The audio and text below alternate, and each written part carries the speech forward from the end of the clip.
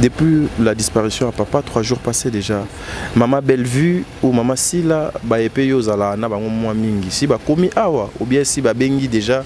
Ba ina na bango mingi wana fo o epengele ka maman Bellevue, maman Sila. Tena na moni odo yelinga na mutu eza. Kotangela komi langa 10 kandi to vandi boy. Obi. Komi langa na 10 personnes. Pona nini maman Bellevue, maman Sila suki wana. Na tuni ka question. Komi langa na 10 personnes. Olingi ozula ngo tempo nini. Na tuni ka. Komi langa ka na 10 personnes. Parce que pourquoi on dit ma na maman Bellevue, maman Sila. Mon père fut un conseiller proche, parmi les conseillers proches du président, du maréchal Mobutu. Ok. Mon père, il fit quoi? Il fit m'embébélé, hein, papa. Donc mon père vraiment était un génie. Il était vraiment un génie. Et ancien politicien aussi. Il était journaliste aussi? Non, non, le journaliste, c'était mon oncle. Oui, papa Bellaki. Okay. Papa Belli, vraiment. Temps, des cas maladie après, bâton, ils ont évolué, malgré qu'on a tout fait. On a tout fait, mais maladie au papa Bellaki, c'est vrai que quand bien même qu'il y a eu des interventions, Makambo Belé, mais au fil du temps, il bandait komata, et comme une phase n'angwa souka. Papa, est-ce que tu penses qu'il y a un fait le papa bandé qu'on a bingité? Papa oya kufi aza papa ya batu nyonso yo yebinga na bango. Donc soko moni mutute c'est que mutayo la papa nité.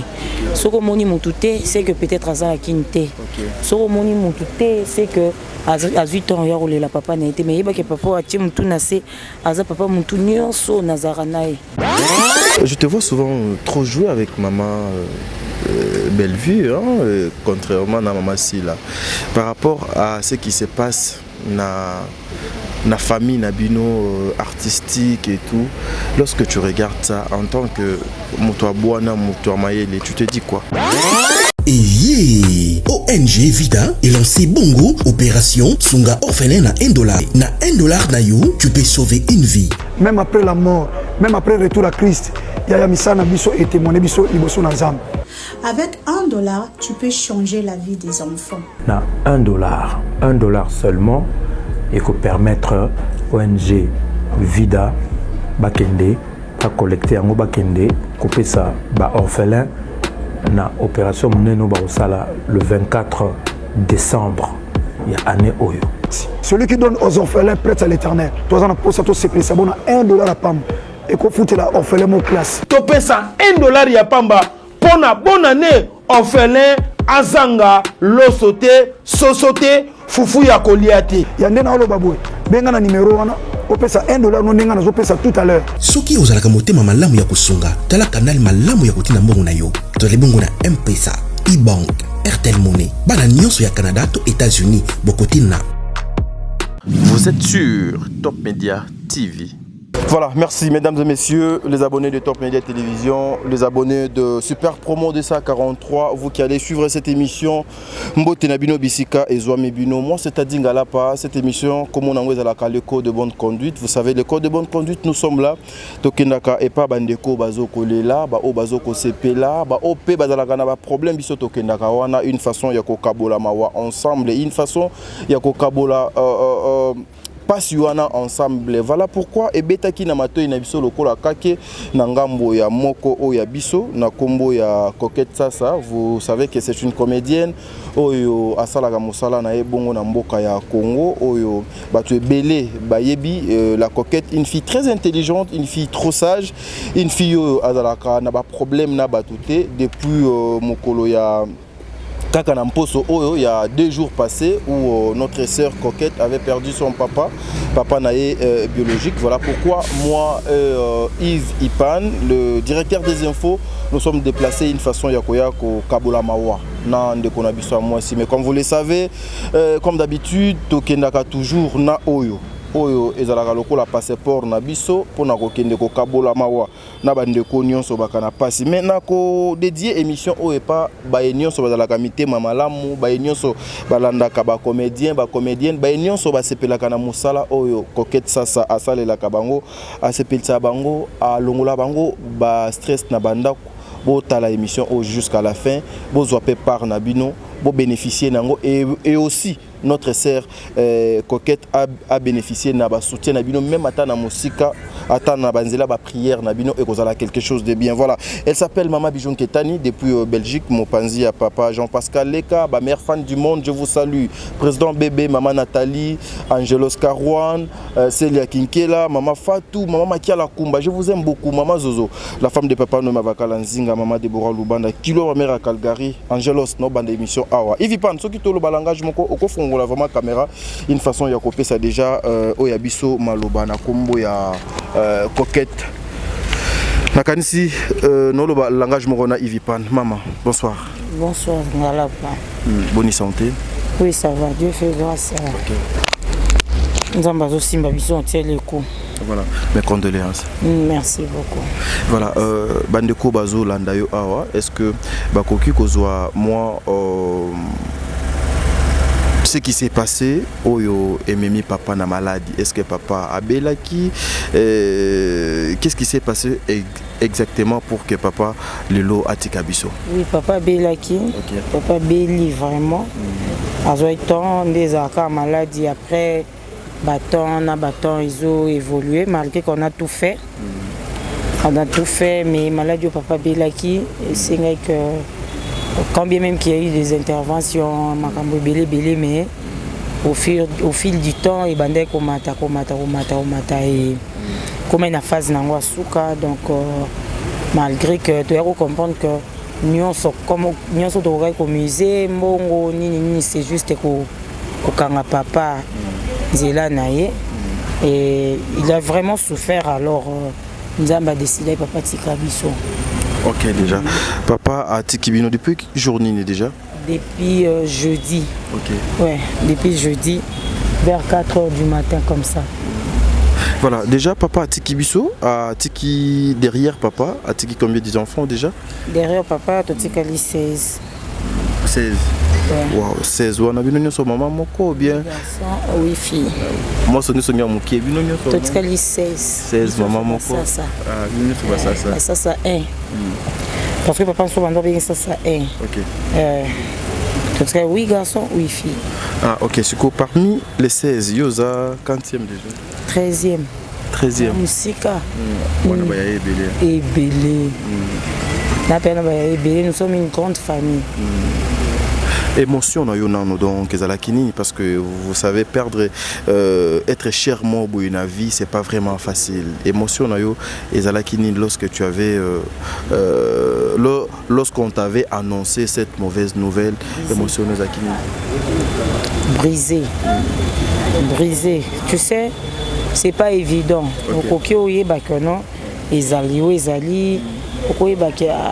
Souffrir vraiment, mais c'est vraiment pas au vent d'abord que nous donc on a que papa kende. Ata cause na douleur, ata cause na nini, mais que au vent d'abord quand papa kende non.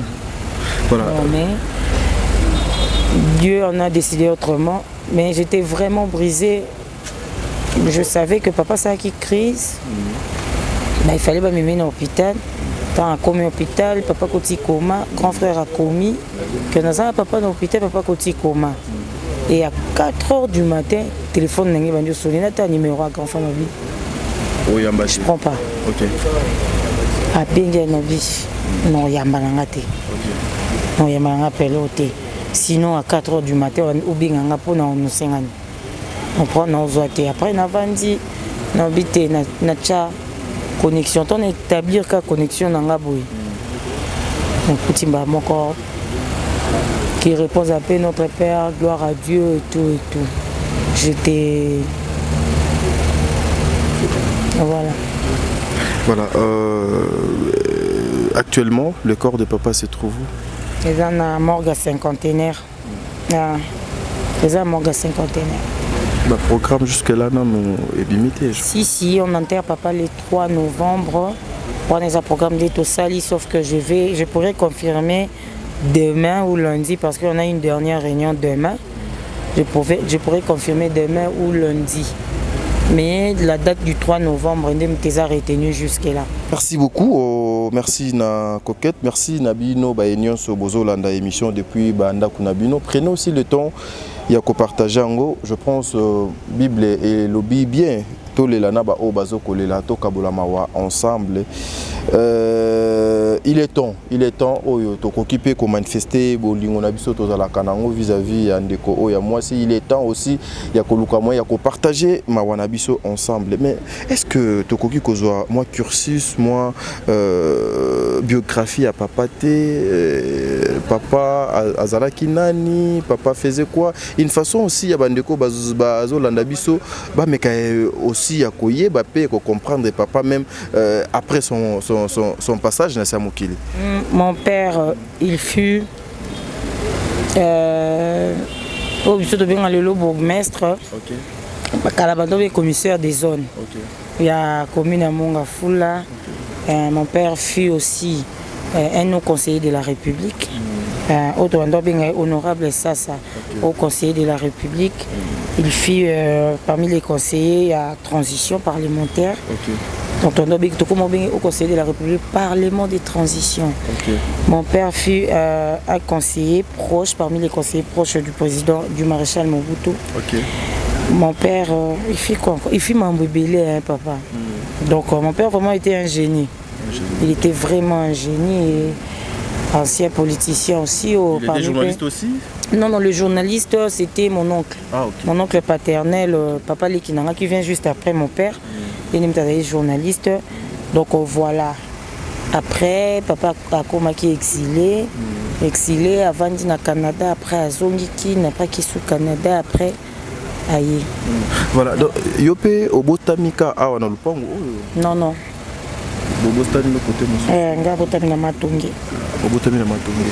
Ok, voilà. Coquette, ça na. Qui n'a tout ma question. Supportez-moi. Na retourne à la question. En parlant de papa, par rapport à la biographie à papa, par rapport à tout ce que papa a sali, et ça prouve suffisamment que Coquette c'est une fille à outil d'une bonne famille. Votre métier aux Osalalelo, beaucoup de personnes babenga kango musala moko ya bano yo bazanga espoir, excusez le terme, je pense au contredire ngaité musala moko ya vaurien, musala moko ya bato yo bauti na ba famille moko boye et puis justement lokola eloko ya ko sala les até aye komi bwa kanakati ya théâtre. Est-ce que c'était facile aussi pour Nayo, il y a kokota na milieu oyo par rapport il y a créneau, il y a occupation, il y a poste au papa à occuper qui na mboko. Pas vraiment trop. C'était vraiment pas facile. Papa penza bando lingate, mais il a fallu du temps pour n'en prouver papa le contraire. Tu vois, parce que les loyo les appels à misa mususu ba désespéré ba ope ba moni que non akoko mibwa kananga bazana bango. Il a fallu du temps pour la papa que non papa ozo kansa o ezabongote ezabwebu. Il a aussi fallu du temps pour nous convaincre peut-être bandeko nanga pe o na botama na bango. Il a fallu du temps pour convaincre ba maman nanga. Il a vraiment fallu du temps et les lots. Si je te dis que la famille n'a pas de marang. Voilà, merci. Ça, Nayoki, ma réponse, non, ça me va droit au cœur. Merci beaucoup, hein, Yves Pan, le directeur des infos. Mais ça, au yebi, naebi ba papa ya ba mouvancier, na ba ninga ebele. Ba papa na bango bazala ba mouvancier. Mais naebi ndenge ba papa na bazala surtout soit ba linette akitisi awa eza somo na mosalo to yebi était on vous traite de pute, de filles trop faciles. Est-ce que intégration na kati yanda kuna bino avant le commandé komeboué c'était facile? Non, je viens de le dire, c'est facile vraiment té. Il a fallu du temps. Tant on a qui aiment sous connu quoi ma tant on a pesé peine à persécution nango. Ils ont peine à persécution nango mon que alors sous chose ndenge mon grande sœur mais comme tu pas pu me lui papa pour anine pour à mon qui place mon robot. Tu vois. Lelo t'as dit ezana nini musala nini oyo ba fi facile bazate.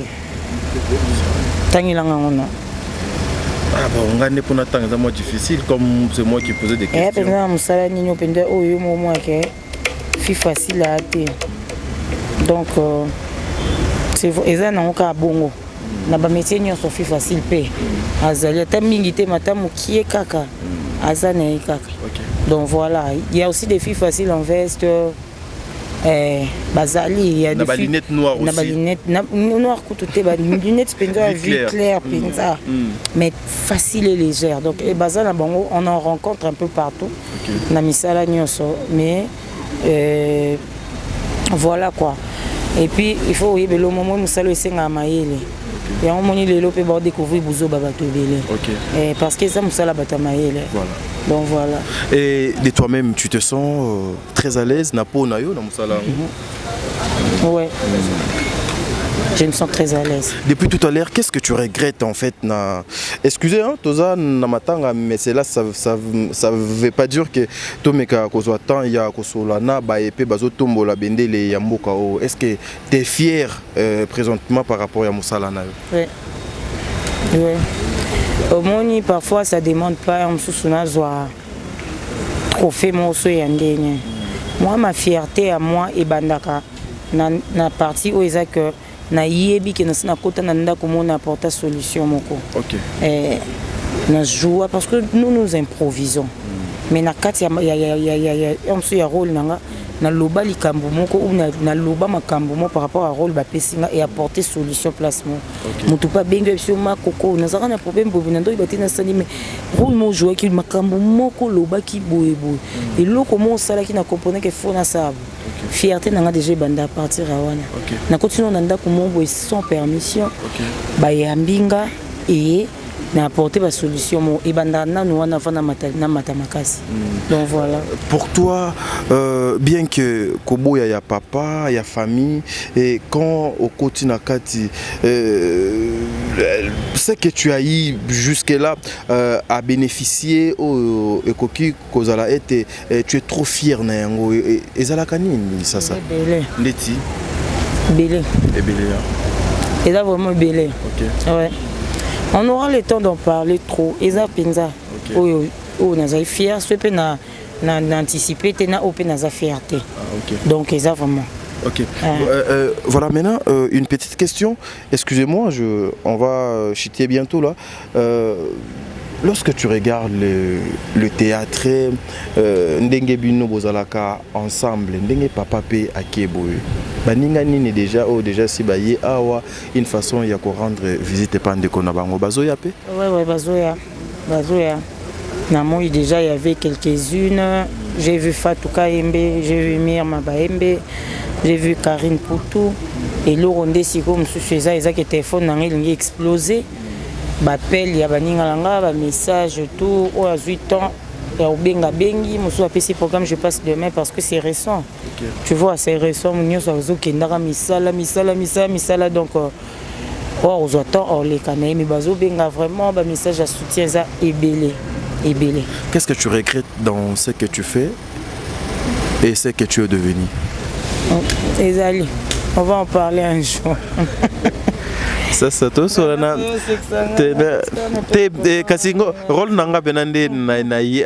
je peux pas te laisser aux à la triste maman.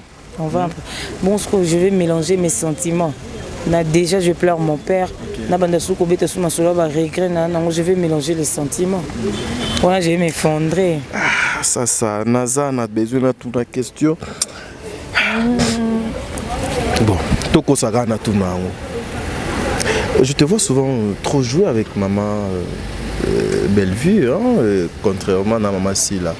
Par rapport à ce qui se passe na famille, na bino artistique et tout, lorsque tu regardes ça en tant que Moutouabouana, Moutouamayele, tu te dis quoi? Qu'est-ce qui se passe? Les insultes, les injures. Je vais en parler quand on a père de papa. Quand papa Zana c'est beau, quand 2 jours déjà je perds ta papa. Ok, voilà, par rapport, il y a un programme il y a Matanga de Autopesabiso que les 3 sauf imprévus, déjà corps à papa et Kozala Libanda. Et c'est là, et que les Kawapi, veiller et Kozala Awa ou bien Bakoloué Sal. Pour la veiller, en tout cas, on a jusque-là, on a fixé, on a lobby qu'à partir de demain ou lundi, déjà, tu aurais fixé, mais je pense que tu as loué salle, je pense que la veille est en la salle. Pour le 3, exposition il y a encore l'hôpital du cinquantenaire, recueillement et tout et puis tout est papa dernière enterrement et au Salima déjà enterrement ça mana boutique et fouti boutique nouvelle cité je crois nouvelle cité. Une dernière question pour Yonangato Kabwana. Non, s'il vous plaît, excusez-moi, une dernière. Juste, Mesir Asuka, quand on est bébé dans le studio Yasuka. Depuis la disparition à papa, 3 jours passés déjà. Maman Bellevue ou maman Sila, ba epé yo zala na bango mwa mingi. Si ba komi awa ou bien si ba bengi déjà. Ba ina zala bango mingi, on faut o epengler ka maman Bellevue, maman Sila. Na moni odo yelinga na mutu eza. Kotangela komi langa 10 kandi to vandi boy. Komi langa na 10 personnes. Pour na nini maman Bellevue, maman Sila suki wana. Na tout n'est qu'à question. Komi langa na 10 personnes. Olingi ozula ngo tempo nini. Na tout n'est qu'à. Komi langa na 10 personnes. Parce que pourquoi on dit ma oswaka na maman Bellevue maman Sila pour le déjà ba ibele aux arana ba entre autres na lobby maman Sila na maman Bellevue est-ce que si ba komi est-ce que si ba bengi na 10 personnes comme il a 10 personnes pourquoi oswaka maman Bellevue maman Sila na ba tunyo na koki kotanga même ata 5 kasi pour 10 peut-être mais c'est au moins était que yo okomelinga ngando olingi do l'excellanga molai pour te faire voir que toza belé ko bandota ndiko zan tadi oyeba ni pe ba comédienne belo oyebi que toza la ensemble bisos ko bandota nga papa pourquoi tu veux juste t'arrêter dans maman Bellevue na maman Sila na tout n'est qu'à question maman enfin tout quoi mais déjà si ayaki à disponibilité. J'ai parlé avec tout le monde, il y a tout le monde. Un message, et puis au moins on appelle chaque jour. Il y a 15 personnes, peut-être 20 personnes. Donc, c'est quoi, on a 20 personnes. Papa, il y a battu sur Yebi Moutakufi. Oui. Donc on est papa bon cas. C'est quoi il y a on a tourné, n'a plus de 20 personnes ba maman n'a mis balé au na bande qu'on a mis balé papa papa il y a est-ce que tu penses que ngana ko fait le papa bande qu'on a ba bingité papa oya kufi aza papa ya batu nyonso yo yebinga na bango. Donc soko moni mutute c'est que mutayo la papa nité soko moni mutute c'est que peut-être aza la kinte soko moni mutute c'est que à 8 ans il y a la papa n'a été mais il y a que papa a tué mutu nase aza papa mutu nyonso nazaranae ya mutu nyonso tala kutuna na oyo nazalaka na été j'aime ton intelligence aza papa na a obenganga pour me dire que papa mususu kuto tuna na nyuma kokoto jouer no place moko boye naza boye mais condoléances papa et moi koko sur 8 ans dans les cas. Donc j'aime ton intelligence. Là il s'agit pas d'intelligence papa. Non, j'aime ton intelligence oui. J'aime ton intelligence et puis la sagesse nayo. Il prend le bas que tu as dit beaucoup de nos non mais c'était aussi très facile pour vous, il y a qu'à répondre que non, mon frère, ils étaient là, ils m'ont appelé. C'était non, très facile. Non, solo là, oui, investigation t'es quand même. OK. Ouais, oui, un peu investiguer parce que baza est belé. Est-ce que tu penses que ngani nazabu na fait le papa? Hein? Na tombo ma pékaté, na fait le papa. Ba tout nyonso yo yebi, na minene. Naba oba banjo bima naba oba zala naba oba zulu kozala bon benganga te ngana fait papa parce que papa ko fait papa bango. Pourquoi tu cité kaka bango mi balé est-ce que ka bango mi balé mbasa et ceux qui pèsent bonté c'est bango mi balé pas ko benganga te. Voilà, merci beaucoup Nakanisi. Fait papa naoti. C'est mon papa. Alors pourquoi bana nanga alors pourquoi ba batunyo so il y a un depuis la zone nouvelle je te parmi bateau bazo benga et puis mais au bengaka mais combien de fois na bengi déjà siko pourquoi linga to cloître baninga yo pe oyeka lelo mais au bengaka chaque jour donc dis-toi que moninga pe akoba ndo benga chaque jour tu comprends. Bon, au répondre mais c'est bon. Ici, Tozali na place à Matanga, sincèrement. Bandeko Balandi, Toya Kibongo, Potolo Kwamoye, tout ça, là, juste Moussala Nabiso, une façon, il y a quoi information, n'a pas programme par rapport à papa, donc à Tikibiso, papa Sasa, Azalaki, papa Nabiso Nyonso, papa Yabana Ebele. Aujourd'hui, ce qui totali, Ndeko Nabiso Coquette, Azo ko représenter biso nyonso na famille ça donc tozali bandeko nae tolela nae tozala ensemble nae et je suis très content je suis très heureux de voir non le bango sur émission de aussi non le bango na caméra non un dernier mot pour toi Kabona kasi. En tout cas merci beaucoup, merci déjà na bas geste affectueux na bino, merci na bas soutien ya batu nyonso. On est l'ampleur papa. Merci beaucoup. Baza bazo benganga onazozwa te bolimbisa. Je pense que vous comprenez comment ça se passe. Donc mais attendez nazali naza monga fula naza papa toujours les papa ensemble.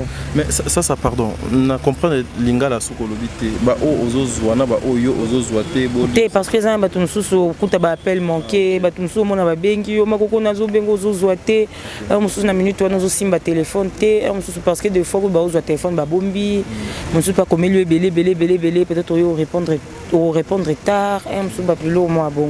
Mais on est là quand même. Merci beaucoup vraiment. Merci beaucoup. Voilà, ça n'est fini pour aujourd'hui, mesdames et messieurs. Ezalaki esengo bongo ya ko yambela bino ndeko coquette oyo asale la bino musala malamu. Ce qui Jésus-Christ a été tokozala awa. Tozali bongo na monga fula na arrêt armé, ce qui déjà au commis na arrêt armé wana au traversé au tunika prince akala bakolaksayo bisika boni résidence familiale ezali bisika matanga papa na biso ça ezali Jésus-Christ azala na bino moi c'est à Dingalapa il vit pas nazaki derrière la caméra tokutani très prochainement. Merci beaucoup Yves.